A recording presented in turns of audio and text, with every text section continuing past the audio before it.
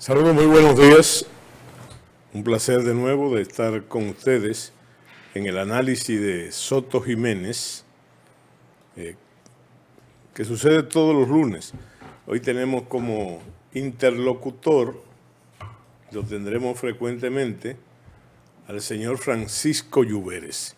Y yo creo que debemos comenzar por ahí, porque Francisco Lluveres, que es un comunicador de larga data y sobre todo que no tiene ningún tipo de credencial partidaria ni política, sino que siempre actúa en base a la esencia de lo que es un comunicador. Y en ese sentido está el objetivismo, su capacidad de análisis, su capacidad también de investigación, sobre todo del quehacer cotidiano en la República Dominicana, el quehacer público. Bueno, y entonces yo creo que debemos recalcar el propósito del programa. Así es. En primer lugar, tenemos que el análisis de Soto Jiménez, el lunes de Soto Jiménez, dentro del espacio de ¿Qué día de Edis Bueno? Realmente es un espacio de comunicación, de análisis, de ponderación proactiva del quehacer político en la República Dominicana, y más que el quehacer político, yo creo que del pensamiento dominicano. Darle entonces, en ese sentido, una comparación con lo que nosotros hacemos cotidianamente, que son las tertulias. Las tertulias, en este caso, la tertulia ahora por televisión, Sí. que no es un intento nuevo, porque siempre tenemos en los medios que participamos esa actitud. Y yo creo que lo que surge de una tertulia, sobre todo el choque de ideas y pensamientos, siempre da un producto muy positivo. Sí, así es. Muy así positivo. Bueno, entonces, bienvenido, Francisco. Bueno, general, muchísimas gracias. Buenos días a ustedes también, que nos están viendo en sus casas o donde quiera que esté actualmente. Y ya hoy en día las telecomunicaciones están a nivel mundial. Gracias a usted y le doy el honor para mí de que usted me haya elegido y que lo acompañe de vez en cuando aquí en esta nueva iniciativa de análisis del pensamiento crítico que nosotros tenemos que tener aquí en la República Dominicana con todos los aspectos nacionales. Así que muchísimas gracias, general. Bueno, pero y volver a recalcar que eso no es antojadizo. El hecho de esa selección en un espacio, gracias a la amabilidad de Edis Bueno, tiene que ver regularmente con lo que ha sido tu experiencia y mi experiencia en otros proyectos que hemos participado. Así es. De tu objetividad, como yo dije ya, de larga data como comunicador. Muchísimas gracias, general. Bueno, y Muchísimas entonces, como siempre, dar un saludo muy dominicanista a toda la audiencia que nos complace su seguimiento. Un saludo muy leonelista y un saludo muy pueblista a toda la audiencia. Eso es como yo digo, ese es mi estribillo fundamental. Así es. Entonces, vamos a comenzar a iniciar este espacio con el asunto de la actualidad, Sí. los temas que están sobre el tapete. Sí. No quiero eliminar de ninguna manera, ni acondicionar, ni preparar tu labor como comunicador. Entonces, Muchas gracias. yo respondo. Eso lo valoro muchísimo. General. Yo respondo lo que tú creas conveniente, o sea, lo que te salga a ti, Sí. ¿verdad? Producto de precisamente de esa calidad profesional. Así es.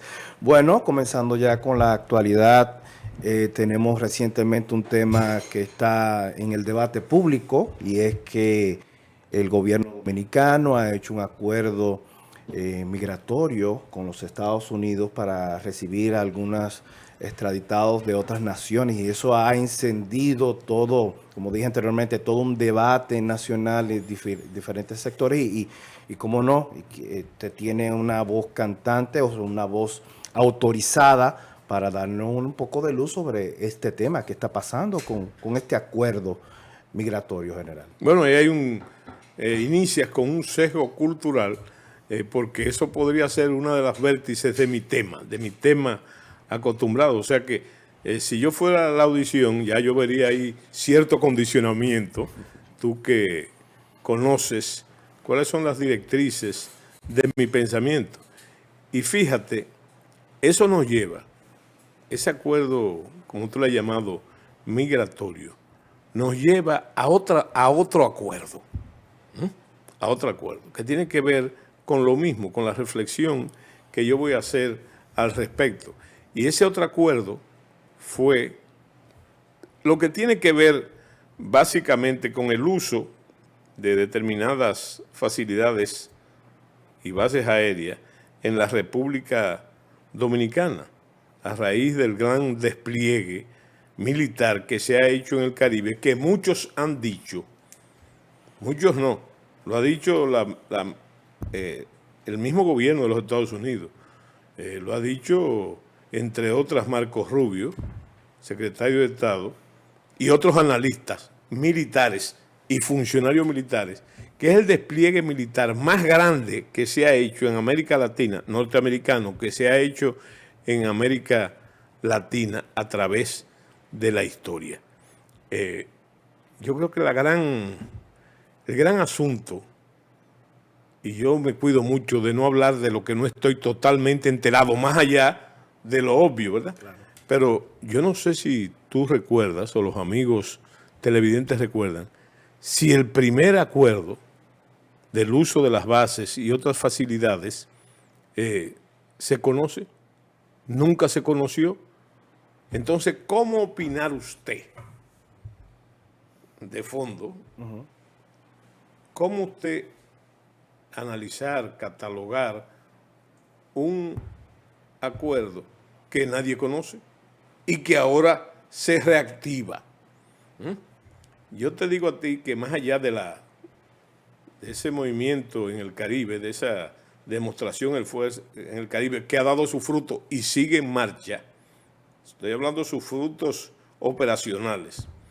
O sea que ese es un tema que a mí me apasiona, el de la doctrina militar, que ahora se llama doctrina de guerra norteamericana. Más allá de eso, se han expresado voces con respecto al tema, por ejemplo, la que yo le veo de más validez, aunque hay muchos sectores que lo han criticado, estoy hablando del uso de esa facilidad, y lo han justificado como aliado fundamental de la República Dominicana a través de la historia. Me refiero a los Estados Unidos. Una de las voces más calificadas fue la del presidente del Instituto Duartiano. Del Instituto Duartiano, ¿verdad? Que dijo que, y fue más allá, que eso era una especie de atentado contra la soberanía nacional, o que ponía en jaque la soberanía nacional, siempre viéndolo desde el punto de vista constitucional. Ahora bien, porque eso no se debatió en el Congreso, que yo sepa, o algo por el estilo, pero también hay un vacío, porque que nadie conoce el acuerdo que el primer acuerdo no tuvo una declaratoria, no tuvo una información acabada para uno determinar a partir de ahí con el segundo acuerdo. Sí, que es el migratorio. Que en este caso en el migratorio. Que también pasa exactamente lo mismo. El primer acuerdo fue un acuerdo de colaboración, sí, en estamentos militares y de las operaciones que se estaban manejando en los momentos con la dictadura de Maduro. Sí. O sea, frente a la dictadura de Maduro, exacto, que era uno de los objetivos de ese despliegue, porque ese despliegue ha dado al desarrollo de otras vertientes también a nivel geoestratégica, ¿verdad? Como es el caso de Colombia, Nicaragua, México, Cuba, y otros, ¿verdad? Ese despliegue que debemos también analizar la situación nuestra geopolítica dentro de esa demostración de fuerza, del uso de la fuerza y sus consecuencias. Tomando la palabra del presidente del Instituto Artiano, Wilson Gómez, él aclara que, y hace una declaración bastante fuerte, advirtiéndole al gobierno que puede entrar en una ilegalidad constitucional. Sí, bueno, a eso precisamente me refería. Sin embargo, debo decirte que ambos motivos, o sea, ambos, vamos a llamarle acuerdo, porque así que se le ha llamado, ambos acuerdos tienen, a despecho de lo que eso pueda significar en ese sentido, que una cosa es la forma y otra es el fondo, de todas maneras. Y ahí hay un problema, porque quizás, digo yo, jugando como abogado del diablo, no se ha explicitado ambos acuerdos, porque eso suele pasar en otros ámbitos y en otros países con respecto a denunciar o a especificar lo que es el motivo puramente militar. O sea que hay cierto resguardo, como dicen en la Iglesia Católica, con la confesión, un sigilo sacramental que en otros países está legalmente especificado eso. O sea, no ahondar, analizar ese tipo de acciones porque ponen en peligro la esencia, la médula de lo operacional, militarmente hablando, en este caso, de amplio espectro de defensa y seguridad. Sin embargo, yo te decía que hay un aspecto, sea justificatorio o no, que le da sustancia a ambos acuerdos, y es el otro argumento general. ¿Cuál es? La lucha contra el narcotráfico. Yo veo que en ambos casos, por fin, digo yo, los Estados Unidos ha tomado una posición categórica con respecto a ese tipo de demostración y de injerencia, vamos a llamarle así, que es la lucha contra el narcotráfico. Vuelvo y repito, que la estamos viendo de una forma palpable, más allá del argumento, porque no te puedo decir que otros presidentes norteamericanos no hayan enfrentado el problema, pero nunca con esa categoría.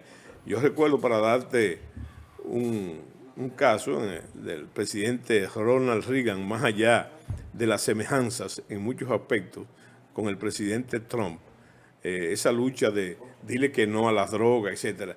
Y en muchos casos, y en otros casos, se trató el tema con paño tibio, sabiendo que si muy bien había países en América Latina que eran los productores de la droga, el gran mercado, no solamente en América Latina, sino en todas partes del mundo, eran los Estados Unidos. Y cuando hablo de otras partes del mundo, recordemos que la heroína, por ejemplo, una droga dura, y hasta la coca, que venía de Sudamérica,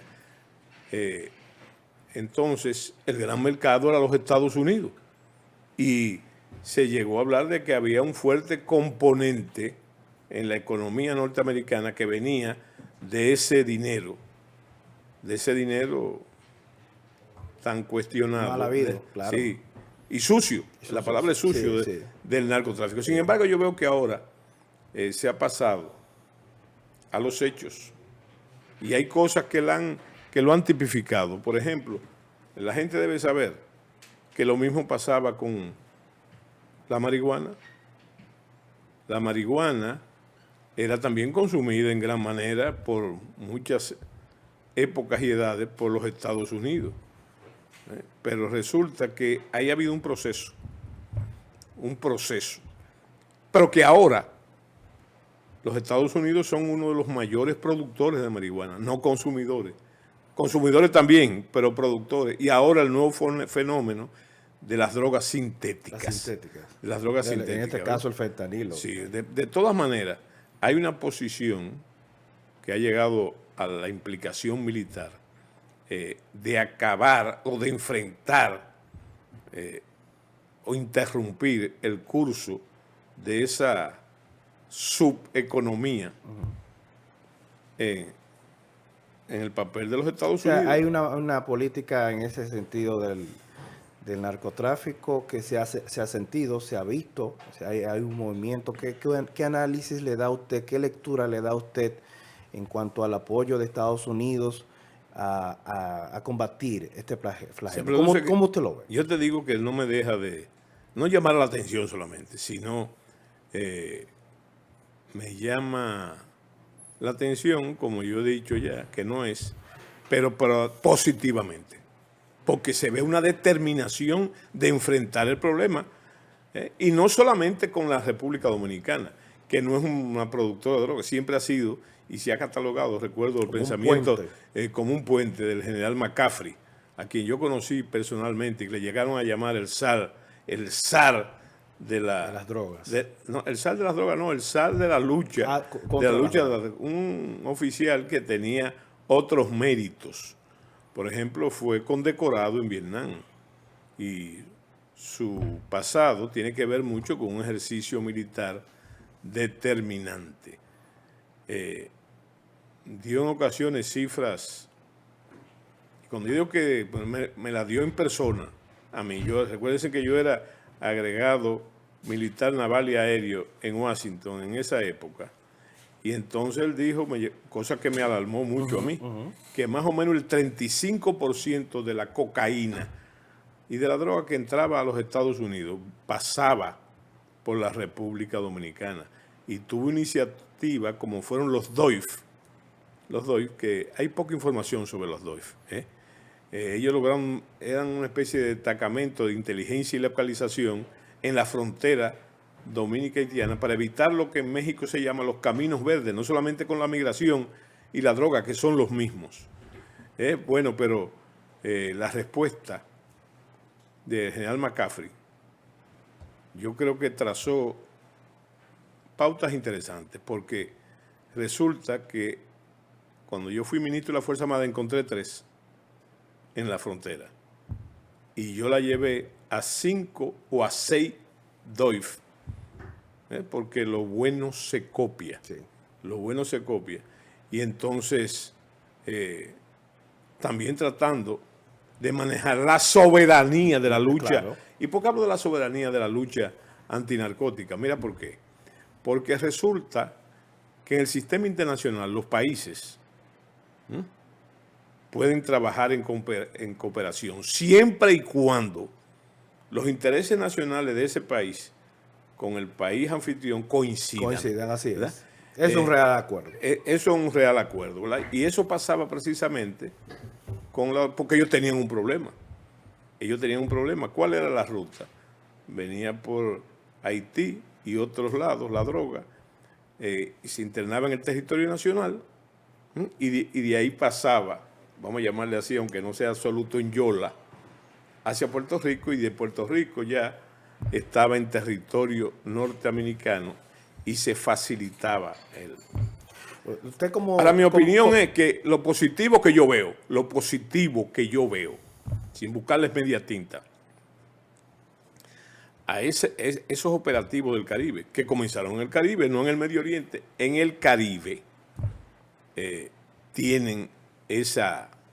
Bueno, y fíjate que aún eso ha sido criticado, a esa determinación de enfrentar el narcotráfico. Usted como historiador general... Escúchame, recuerda que hubo hasta un cartel, hubo una reunión de presidentes y un acuerdo para enfrentar, precisamente, la droga, más allá de un argumento. Y ustedes saben lo que ha pasado en el proceso de interdicción de esa droga. Y fíjate un detalle importante, la lucha contra los carteles, en que se discutió a nivel del presidente, de los presidentes. Y uno tuvo más información por eso que con los acuerdos. Pero ambos tienen... Como historiador general, sí, el impacto y la evolución de del narcotráfico en República Dominicana específicamente? ¿Cuándo inició? O sea, ¿cuándo es que se establece ya esa...? Mira, yo te digo a ti que desde el punto de vista documental, el primer caso llevado a la justicia del narcotráfico, del llamado narcotráfico, sucedió en el área de Santiago, de los Caballeros, en plena era de Trujillo. Y el caso, mira qué interesante. el caso fue,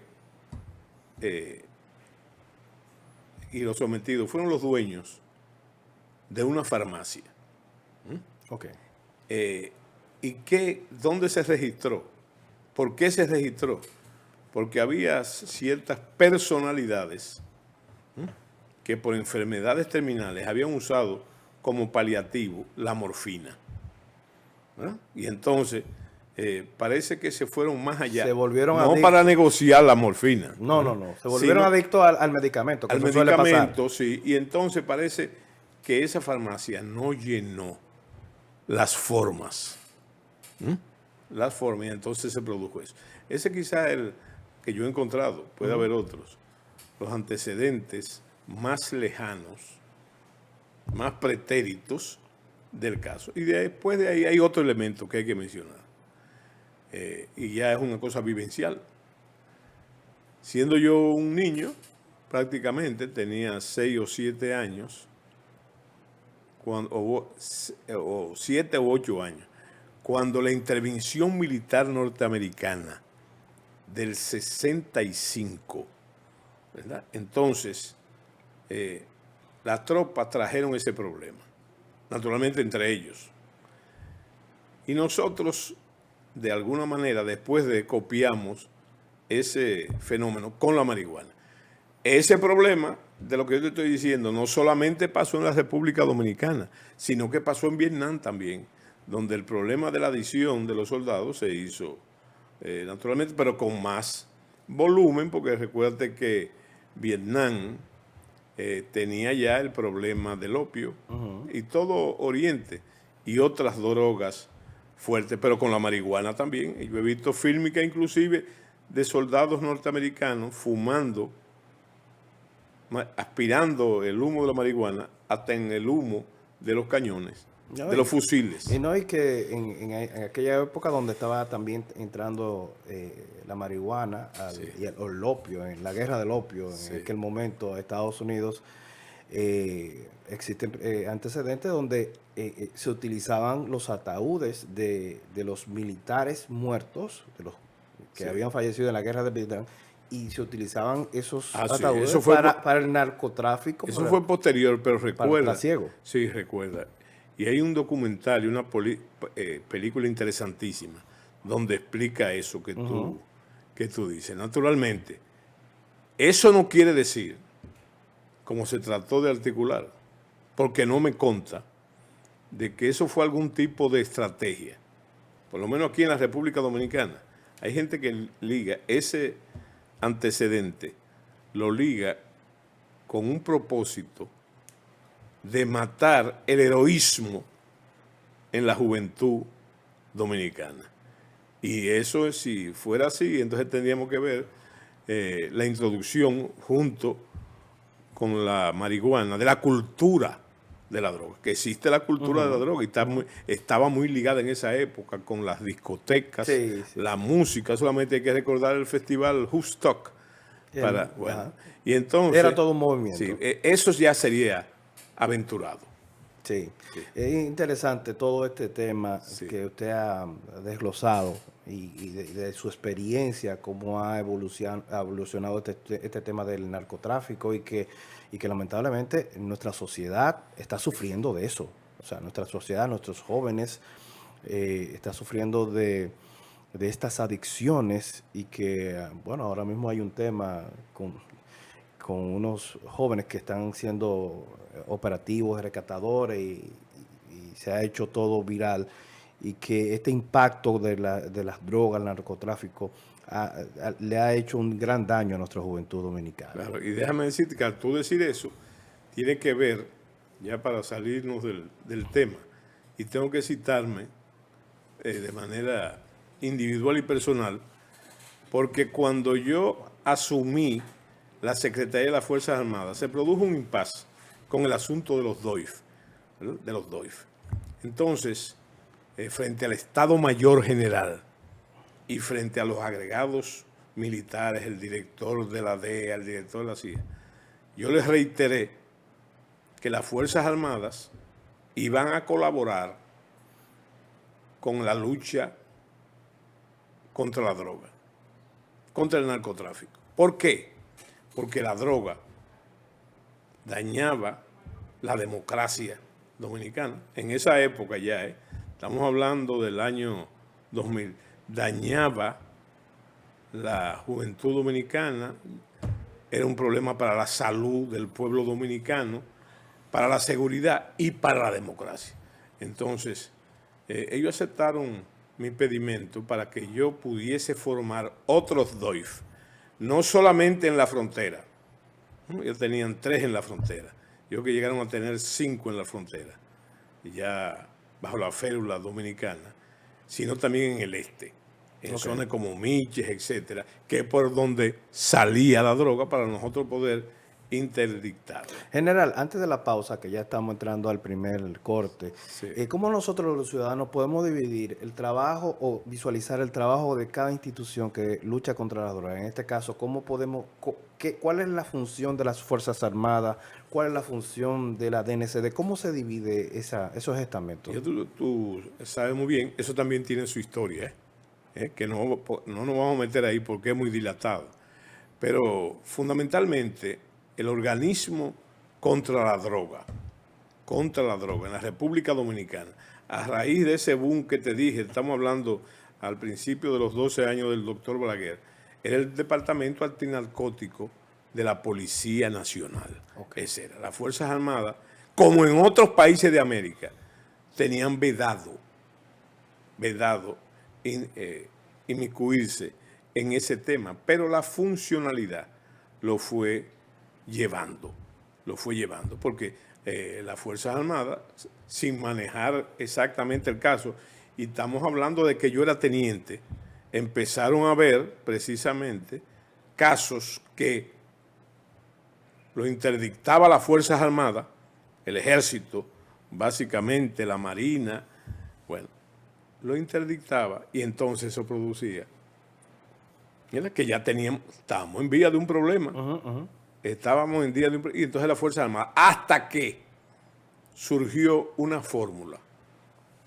Y esa fórmula fue el nacimiento de la Dirección Nacional de Control de Drogas y el organismo superior que lo rige. Eso despojó a la policía del control, después volvió a tener, como lo tiene todavía la policía. Pero yo creo que todo eso fue culpa del famoso escándalo aquel de Descarte Pérez, que fue el director del Departamento Antinarcótico de la policía. Interesante. Sí. Bueno, señores, vamos al primer corte ahora y inmediatamente volvemos un momentito.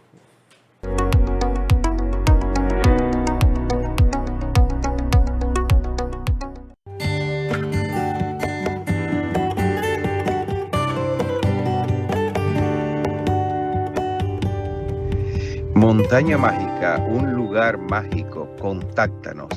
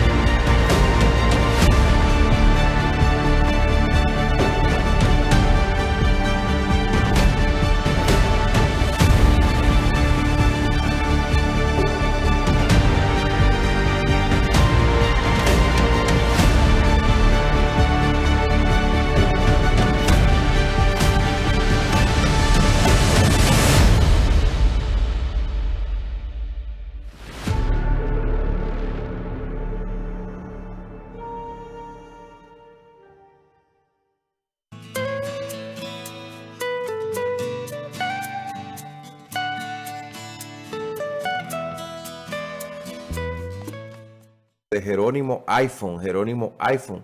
Búsquelo en todas las redes y haga su pedido al teléfono que usted quiera. Comuníquese con Jerónimo iPhone, el lugar donde usted debe llegar y buscar su teléfono. Pero de igual manera usted puede comprarlo y se lo envían directamente con garantía.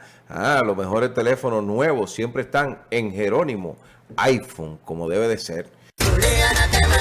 El 23 de septiembre del 2026 será la fiesta de la nación. El maestro de maestros, Ramón Orlando, y sus amigos estarán celebrando los 50 años de la vida musical del maestro de maestros en el Estadio Olímpico. 50,000 personas cantaremos y celebraremos la música de la nación. Entrada general $1,000 por persona. Para información acerca de localidades especiales, acceda en la web a tuboleta.com.do. Te esperamos en los 50 años del maestro de maestros, Ramón Orlando. No hay nadie más para sustituirte. El dealer más grande de la República Dominicana. Más de 25 años. Más de 30,000 clientes satisfechos. Miles de dominicanos lo confirman. No hay nadie que tenga mejor variedad y precio que Auto Mayella. Aceptamos tu vehículo. 15% de inicial en la mayoría de modelos. 6 meses sin intereses. Desde 0.66 de interés mensual fijo. Algunas restricciones aplican. Auto Mayella. Nadie te da más. Recuerda que tenemos actualizaciones diarias y estamos al día de lo que quieras comprar. Síguenos en nuestras redes sociales, @automayella, o accede a nuestra página web www.automayella.com.do o dirígete a la avenida Pedro A. Rivera, kilómetro 0, La Vega, y en la 145 Northwest 27th Avenue, Miami, Florida, 33147. Auto Mayella, el dealer de los dominicanos.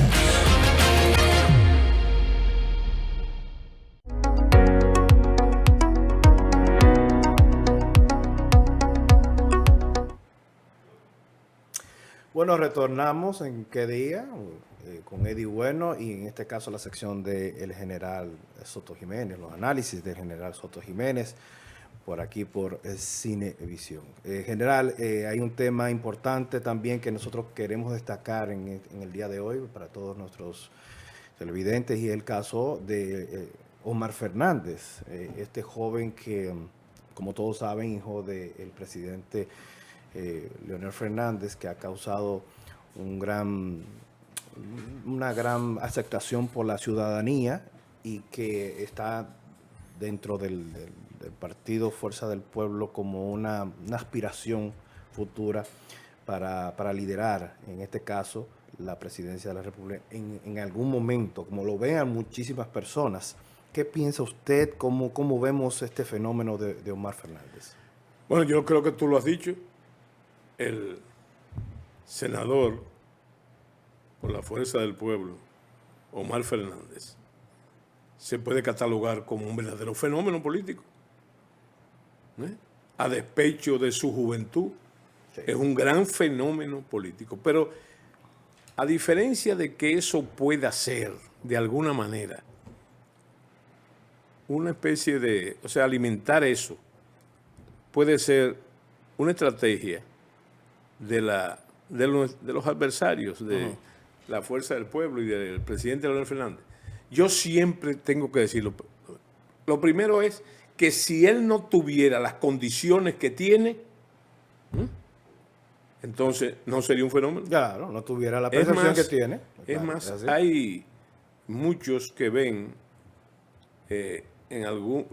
y frecuentemente, que es puntero en algunas encuestas. Sí, en muchas encuestas, sí. Que no se puede hablar ya de encuestas, pero es puntero en las encuestas. Entonces yo te diré que yo lo veo diferente a como todo el mundo lo ve. Tú lo acabas de mencionar. Es un hecho insolayable. Es hijo del presidente Leonel Fernández, ¿verdad? Y yo creo que un hijo cercano en el trato. Y yo te digo algo, que la gente no piensa en lo que yo te voy a exponer. Yo creo que qué partido del sistema tiene el capital político que tiene la Fuerza del Pueblo, donde los dos punteros en esas mediciones son de la Fuerza del Pueblo. Así es. Uno es el presidente Leonel Fernández y el otro su hijo Omar Fernández. Y así lo ha aceptado Y a lo entonces, interno del partido y a la ciudadanía también. claro, y entonces yo pienso, y lo reitero, que ambos se complementan. Ambos se complementan. Lo duro del presidente Fernández es la experiencia. Y además, una cosa que la gente no mira, ¿tú sabes cuál es?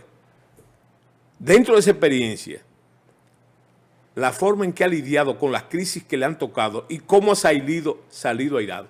Eso se parece un dicho que había por ahí, de que ante la actual crisis nacional, polifacética, vamos a llamarlo, él sabe cómo hacerlo. ¿Y por qué se complementa con su hijo? ¿Por qué se complementa? Por la sencilla razón de que el público que sigue a Leonel Fernández y lo sigue de manera vehemente es la juventud. La juventud. Y Leonel Fernández, el presidente Leonel Fernández, es una forma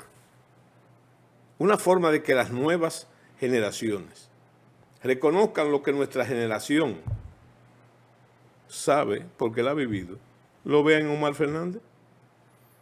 Yo creo que la mejor salida del hecho, cuando se estaba debatiendo y se debate que él podría relevar a su padre en el 28, es el que dijo un gran dirigente de la Fuerza del Pueblo, que es Félix Bautista, el ingeniero Félix Bautista, que ha dicho últimamente, él dice que él no le cabe duda que Omar Fernández va a ser el presidente. Pero no dice nunca cuándo.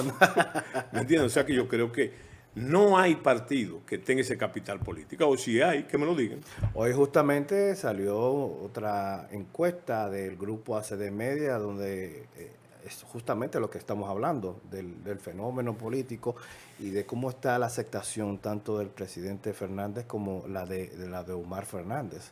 Justamente está recién subida a las redes sociales de esta encuesta y lo cataloga a sí mismo desde dentro del partido, también hasta la ciudadanía tiene la misma percepción de que ha sido un fenómeno y la recuperación y la evolución de la figura del presidente Fernández. Claro, naturalmente que usted sabrá que nuestros adversarios, por decir así, y me meto yo ahí, entonces, ayer u hoy, creo que fue hoy que lo vi en el resumen de titulares, que se habla de que el rechazo del presidente Fernández ha aumentado.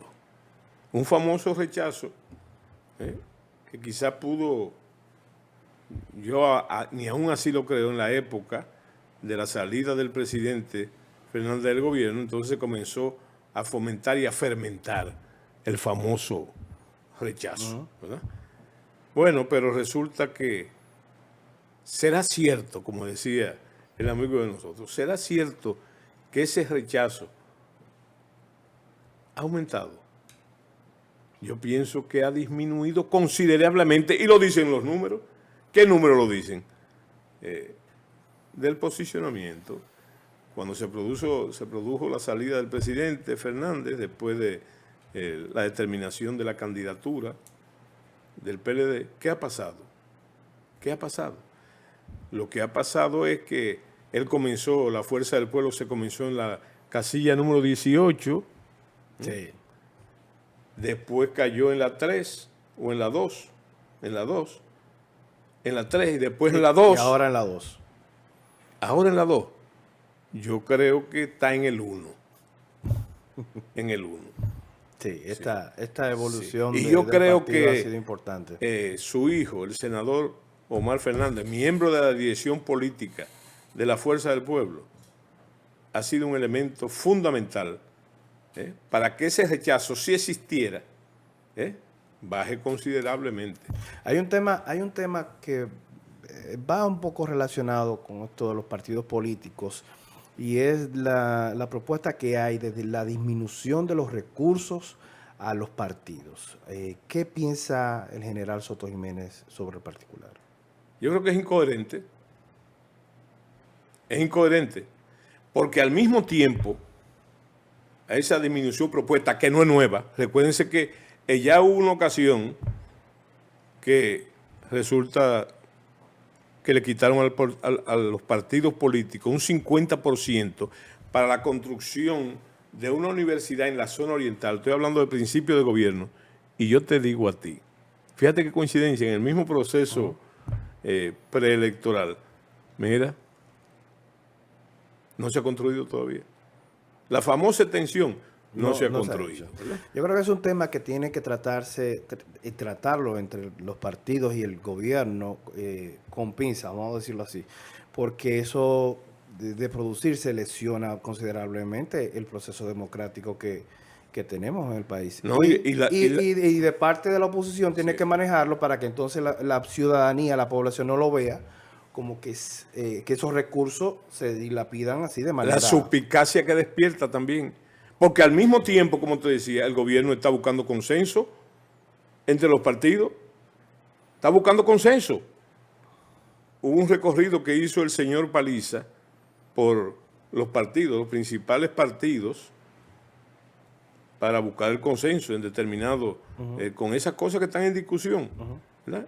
Bueno, ¿y qué resulta? Es incoherente, porque como usted está, en el mismo tiempo que hace eso, ¿verdad?, le está cortando entonces lo que por ley le sale a los partidos, y que alto o poco es el costo de la democracia de la que tanto se ha hablado. Además de la suspicacia que siempre existe. ¿Y para qué usted quiere? ¿Para qué usted quiere disminuir una vez más el costo de los partidos? No será para, digo yo, ¿verdad? No será para condicionar. No, y de hacer la propuesta desde el gobierno, la percepción sería debilitar la oposición. Es que fue desde el gobierno que se hizo. Y entonces no hay forma de usted hacerle entender a la población y a los partidos que no es para eso. Por eso yo digo que hay que tomarlo con pinza, porque es un tema delicado que el gobierno dominicano, la oposición tiene que sentarse a evaluar y a sopesar, porque lo que usted dice es el costo de la democracia. Los partidos políticos solamente es la única vía para llegar al poder actualmente. Legal. Porque si estuviera la figura del independiente, pero todavía no tenemos esa figura activa en la Constitución. Y eso se ha discutido mucho, no el asunto sino del financiamiento de los partidos. Pero eso es lo que tenemos en juego, eso es lo que está ahora. Y pienso yo que, fíjate desde cuándo, aquí cada vez que había un proceso electoral, había una gran crisis, crisis, sí, y hasta de violencia. Sí, así.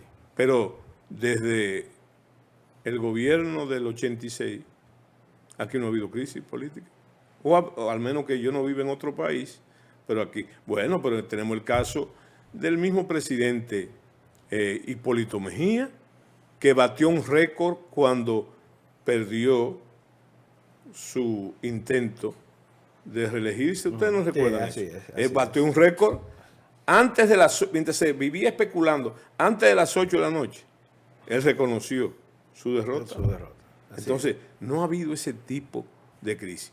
Y eso le ha costado mucho a este país. Y no podemos permitir, no que se repita eso, sino que involucionemos. Porque lo que se ha ganado hay que defenderlo con uña y dientes, sin violencia, pero con el mallete de la ley en la mano. Yo recuerdo, por ejemplo, si comenzamos a evaluar y compararnos con otros países, en este caso Perú, que Perú ha tenido en los últimos 20 años una inestabilidad política para el establecimiento del primer mandatario. Nosotros estamos mucho más avanzados y organizados en ese sentido. Es lo que usted dice. No hemos tenido aproximadamente dentro de 30 años, últimos 30 años, un conflicto que lesione la democracia, y eso nos ha costado mucho. Claro. Eso ha costado mucho. Sin lugar a dudas. Entonces, como tú dices, yo creo que, tengo que mencionar que en todos los temas que hemos tratado en este espacio, hemos omitido la opinión del presidente Fernández. El presidente Fernández hizo la misma observación que hizo el presidente del Instituto Duartiano, siempre buscando el marco de la ley, ¿verdad? Junto con otros muchos partidos, pero yo estoy seguro, son cosas que yo tengo muy buena memoria, y sobre todo de los recientes, con respecto al recorte de los partidos. Sí. Yo quiero que tú me digas, como tú lo dijiste hace un momento, y yo te lo puedo preguntar, ¿qué partido está de acuerdo con ese recorte? No lo puede estar. No lo puede estar, porque entonces, ¿de dónde los partidos políticos van a encontrar recursos para tener las propuestas a la ciudadanía y llegar al poder? Yo Si creo no que es por la vía. fue un desatino, inclusive la propuesta, por la siguiente razón, de que muchos de los aliados del partido aliados del gobierno se mostraron en contra también. De los aliados. Sí, de los aliados. Se montaron en contra. Y otros que por principio lo desecharon totalmente, recibir algún tipo de... Pero vuelvo y digo que es un tema que se debe, sin apasionamiento político, la oposición y el gobierno tienen que sentarse a organizar ese punto, Sí. porque está la ciudadanía vigilante como debe de ser. Sí. Entonces no se puede dar la percepción de que los partidos, al reclamar que no les recorten los recursos, la ciudadanía no se lleve la percepción de que, no, que ellos quieren esos recursos para seguir haciendo fiestas de ellos. Sí.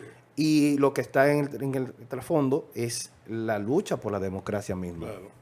Claro. Así que es un tema que me impactó cuando lo vi realmente, y yo sé que eso va a traer muchas partes de conflicto, mucho debate.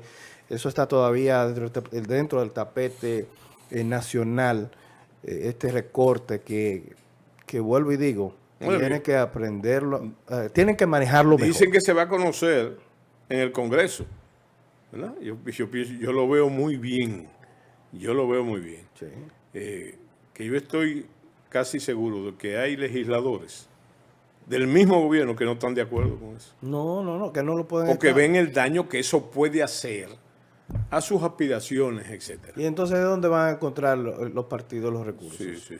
A menos que, como yo vuelvo y digo, que se sienten en la mesa de negociación y se haga una propuesta ya basada en una organización de captación de recursos. Pero eso nos queda mucho Pero que todavía hay para otro llegar ahí. Hay otro detalle que hay que decirlo también. Y las famosas esa donaciones. propuesta, ¿verdad? Que tú como que le estás huyendo al tema principal de esa propuesta. No. Esa propuesta fomenta lo que tanto se ha criticado, inclusive en muchos casos es tema de justicia. Eso le abre la puerta al narcotráfico, para que el narcotráfico...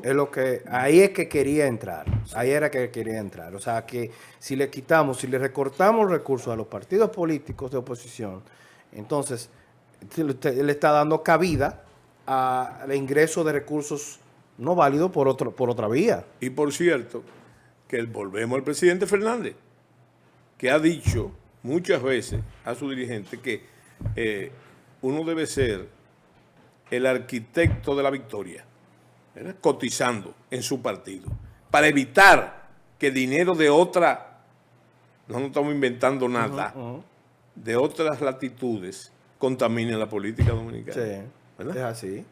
Y no porque la contaminen, simplemente que después se hacen acreedores de favores, de tolerancia, Claro, etcétera. de compromisos Sí. que a veces se ven Yo creo con que las manos atadas. la palabra es el debate. Pasamos a otro punto. No, bueno, ya nos quedan apenas 4 minutos de programa. Sí. Ha sido un programa de análisis bastante interesante. Ha sido mi primer día por acá, así que le agradezco de verdad, general, por tomarme nuevamente en consideración para este compromiso, para esta responsabilidad. Y siempre es bueno nutrirse de esos análisis que usted tiene, que son muchísimos en todos los temas que hemos tratado en el día de hoy. Si quiere cerrar con alguna reflexión. Yo quisiera cerrar con un tema que me ha llamado también poderosamente la atención. A ti te consta que yo diariamente, casi en los albores del día, consulto todos los titulares y los que son trascendentes. Entonces, los estudios a fondo. Mira, el presidente Danilo Medina ha dicho algo que pasó desapercibido, aparentemente. Él ha dicho que a él le gustaría enfrentarse, el PLD enfrentarse a la fuerza del pueblo, ¿verdad?, en segunda vuelta. La gente nos ha dicho que es un reconocimiento a la fuerza del pueblo. Claro. Porque si Él lo él... está ubicando, obviamente, como la fuerza opositora principal. Principal. Bueno, y entonces, otro detalle que me llama la atención es que de ese sector, no propiamente, no he oído el presidente Medina, pero de ese sector se ha dicho, como que hay dos, o no sé si es el gobierno mismo que lo ha dicho, que hay dos, que el PLD y la Fuerza del Pueblo son la misma cosa, que lo que cambian son los colores, ¿verdad? Que hay un PLD verde y un PLD morado, ¿verdad? Pero yo quiero hacer la salvedad de que esos que hacen eso es en base a la conveniencia, porque eso lo hacen en determinados momentos, ¿verdad?, de conveniencia. Ahora, cuando también a ellos les conviene, entonces no. Entonces satanizan la fuerza del pueblo. Ahí sí no son los colores diferentes, ¿verdad? Precisamente para coadyuvar a una estrategia de quién sabe. Que yo, inclusive en lo personal, te he dicho a ti, que no es conveniente meterse de ninguna manera en la vida interna de los otros partidos. El presidente Fernández lo ha dicho también. No me diga a mí lo que se está haciendo en otro partido. Hábleme de lo que nosotros estamos haciendo, ¿no?, de lo que la fuerza del pueblo está haciendo. Y no se inmiscuya en las cosas de los otros partidos. Hay que saberla, naturalmente, para la formulación de las estrategias, pero no opinar sobre eso, no meterse en esas camisas de once varas. Hay que respetar, naturalmente, esperando también, cosa que no pasa frecuentemente, que respeten nuestros asuntos internos. Así es. Sí. Bueno, el tiempo se nos termina en estos análisis con el general Soto Jiménez. Gracias nuevamente por la invitación. Y gracias a ti. Así es. Así, gracias a ti. Bueno, nos veremos el próximo lunes, señores. Muchísimas gracias por su atención. Hasta la vista.